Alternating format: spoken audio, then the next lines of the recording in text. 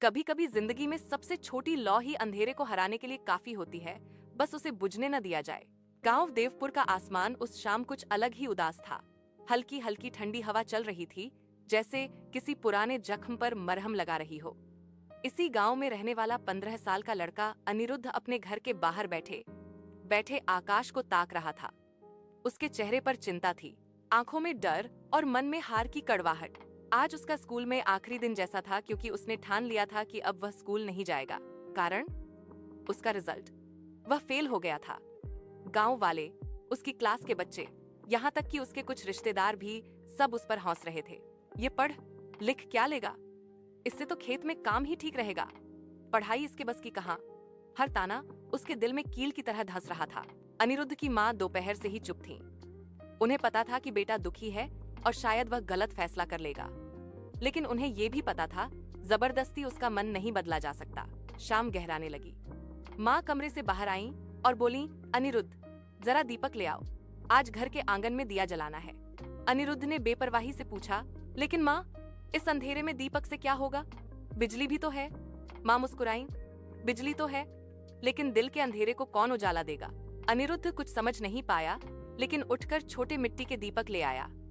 माँ ने बात शुरू की, जानते हो बेटा, इस गांव में एक परंपरा है।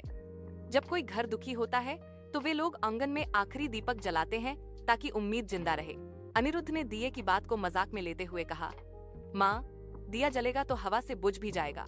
माँ ने शांत आवाज में कहा, अगर दुनिया की हवा उसे बुझा दे तो हाथों से उसे बचाया जाता है। उम्मीद को यूं ही बचाना पड़ता है। बहुत साल पहले इसी गांव में एक कुम्हार रहता था। नाम था माधव। उसके हाथ इतने हुनरमंद थे कि जो दिया वो बनाता वह ऐसा चमकता था जैसे उसमें रोशनी बंद हो। लेकिन एक दिन उसके ऊपर मुसीबतों का तूफान टूट पड़ा। खेत बाढ़ में डूब गए, घर टूट गया, बाजार में उसकी सारी पॉटरी बिकनी बंद हो गई। माँ बात को आगे बढ़ाती रही। उसे लगता था कि उसकी जिंदगी खत्म हो गई। तब एक साधु उसके घर आया और बोला, दिया बनाना मत छोड़ना। जब तक तुम्हारे हाथ आखिरी दीपक गढ़ सकते हैं तब तक उम्मीद जिंदा है। माधव ने साधु की बात मानी। रोज कोशिश करता, कभी दिया टूट जाता, कभी आग की लौ बुझ जाती, कभी मिट्टी गीली हो जाती, लेकिन उसने हार नहीं मानी और उसी आखिरी दीपक ने उसे नया जीवन दिया। एक व्यापारी उसकी कला देखकर उसका काम बड़े शहरों में बेचने लगा और वो फिर से खड़ा हो गया। माँ ने अनिरुद्ध की आंखों में देखा, तो बताओ, क्या वो हार मान लेता तो आज कहानी होती? अनिरुद्ध चुप था। अगली सुबह स्कूल की सभा में आने वाली विज्ञान प्रतियोगिता का ऐलान हुआ, लेकिन अनिरुद्ध ने सोचा, मैं तो फेल हूँ, भाग लेकर क्या करना। घर आकर वह फिर वही उदासी लिए बैठ गया।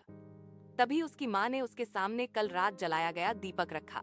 ये देखो, इसे रात भर हवा चली, बारिश भी हुई, लेकिन ये बुझा नहीं। क्यों? क्योंकि मैंने इसे बचाया। अनिरुद्ध ने दिए को छुआ, वह अभी भी गर्म था। माँ बोली, तुम्हारी पढ़ाई भी यही दीपक है। दुनिया की हवा इसे बुझाने की कोशिश करेगी, लेकिन अगर तुमने इसे बचाया तो यह रोशन करेगा। उनकी बात ने अनिरुद्ध के मन में हलचल पैदा कर दी। उस रात उसने एक फैसला किया, वह पढ़ाई छोड़ेगा नहीं, वह लड़कर दिखाएगा। अनिरुद्ध ने अपनी किताबें खोलीं जिन्हें वह गुस्से में फेंक चुका था। उसने पुराने कॉपियों पर मिट्टी साफ की, कलम में नई स्याही भरी, मोमबत्ती जलाई। धीरे धीरे वह पढ़ने लगा। समय बीतता गया और एक महीने में वह पहले से ज्यादा समझदार लगने लगा। उसके शिक्षक भी हैरान थे। अनिरुद्ध, इतनी मेहनत, सब ठीक तो है? लेकिन उसने कहा, सर, इस बार मैं खुद को साबित करना चाहता हूँ। और आखिरकार आया विज्ञान प्रतियोगिता का दिन। गांव का बड़ा हॉल भरा हुआ था। बहुत से बच्चे आए थे, शहरों से भी। अनिरुद्ध डर तो रहा था, पर दिल में माँ का वो दीपक चमक रहा था। उसका प्रोजेक्ट था किसान के लिए सौर आधारित सिंचाई यंत्र, एक छोटा मॉडल जिसे उसने कबाड़ की चीजों से बनाया था। जजों ने सवाल किए, ये बिजली बचाएगा कैसे? गांव वाले इसे कैसे इस्तेमाल करेंगे? इसकी लागत कितनी आएगी? अनिरुद्ध ने आत्मविश्वास से सब जवाब दिए। उसके शब्द लड़खड़ा रहे थे, लेकिन सच्चे थे। शाम को परिणाम आया, अनिरुद्ध तीसरे स्थान पर था। लोग तालियां बजा रहे थे। गांव वाले जो उसे फेल कह रहे थे, वही उसके कंधे थपथपा रहे थे। लेकिन उसके लिए असली खुशी पुरस्कार नहीं थी। खुशी यह थी कि उसने हार को जीत में बदल दिया। घर आकर उसने माँ को मेडल दिखाया। माँ ने धीरे से कहा, यह मेडल नहीं है बेटा, यह वो दीपक है जो तुमने बुझने नहीं दिया। अनिरुद्ध मुस्कुराया, माँ, अब मैं समझ गया, जहाँ उम्मीद हो वहाँ रोशनी खुद रास्ता बना लेती है। अगर आप भी किसी चुनौती, असफलता या डर से जूझ रहे हैं तो आज ही अपना आखिरी दीपक जलाइए।